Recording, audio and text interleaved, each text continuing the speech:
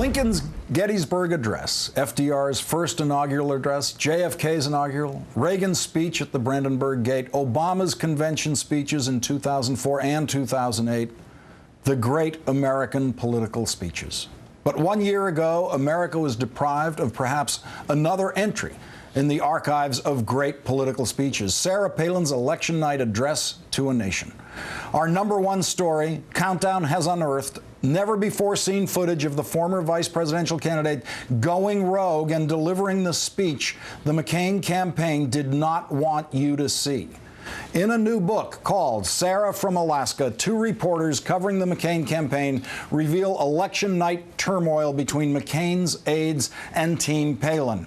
Even though vice presidential candidates never speak on election night, Palin had 2 speeches prepared and wanted to deliver the one that was appropriate to the outcome. When McCain aides nixed that idea, Governor Palin tried to create some confusion so she could deliver her speech anyway. Long after Senator McCain addressed the crowd, Palin went back out on stage to take pictures with her family, and McCain's staff was so terrified that she would give a speech after all, they turned the lights out on her. Now, that's all the book will reveal, but Countdown has learned that Palin actually toughed it out and found a way to deliver her concession speech. Here now, the video that captured that extraordinary moment. I wish Barack Obama well as the 44th President of the United States.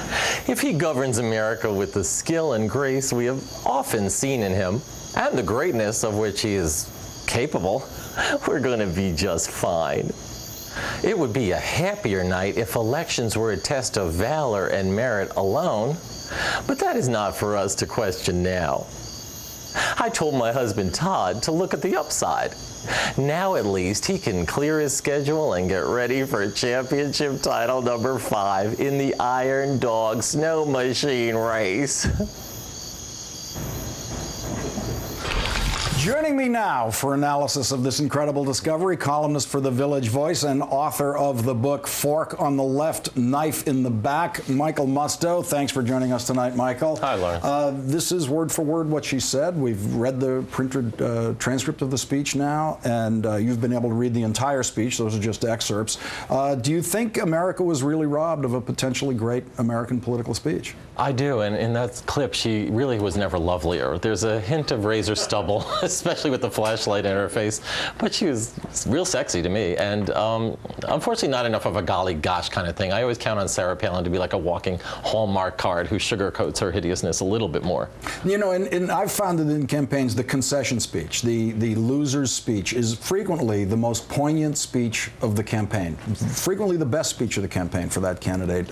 It touches the heart, it pulls at the heartstrings. She had elements of that in the speech, didn't she? Well, the loser speech is the only one she would ever have been allowed to make. She couldn't even make a loser speech because they were like, let's just turn out the lights on this lady.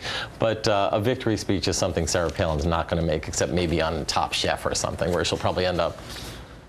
And she managed to get acknowledgments to her family in the concession Oh, she mentioned speech. Todd, I think, more times in that 40 seconds than she did in the last 20 years.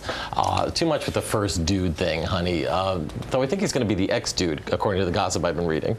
Now, we do have the more impossible speech. The Countdown has also unearthed footage of the ex-governor rehearsing a possible victory speech. Here now, a few excerpts. It's been just 68 days since that afternoon in Dayton, Ohio, when Senator McCain introduced me as his running mate. He is truly the maverick. He took a chance on me. Along the way in this campaign, it was Todd, as always, who helped with the children, gave me advice, and kept me strong. There are a lot of men in this world could learn a few things from Todd Palin, and I am so lucky that he is still my guy. And I said to my husband, Todd, that it's not a step down when he's no longer Alaska's first dude. He will now be the first guy ever to become the second dude. Had it gone the other way tonight, we would not have returned in sorrow to the great state of Alaska. We would have carried with us memories that are forever and joyful, experiences that do not depend on victory.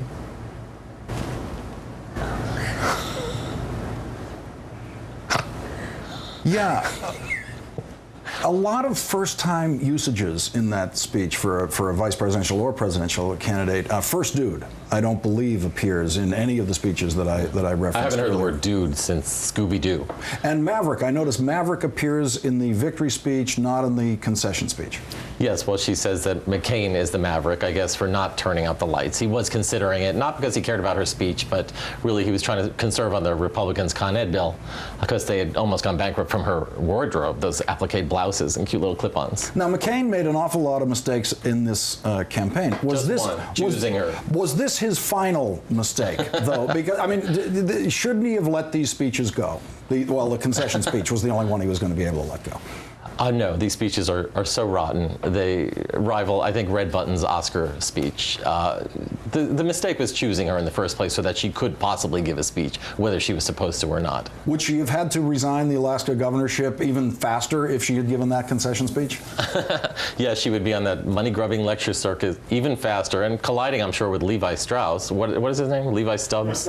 Levi Jeans, Levi Johnston, that's it. Johnston. You know, I just can't remember these D-list names anymore.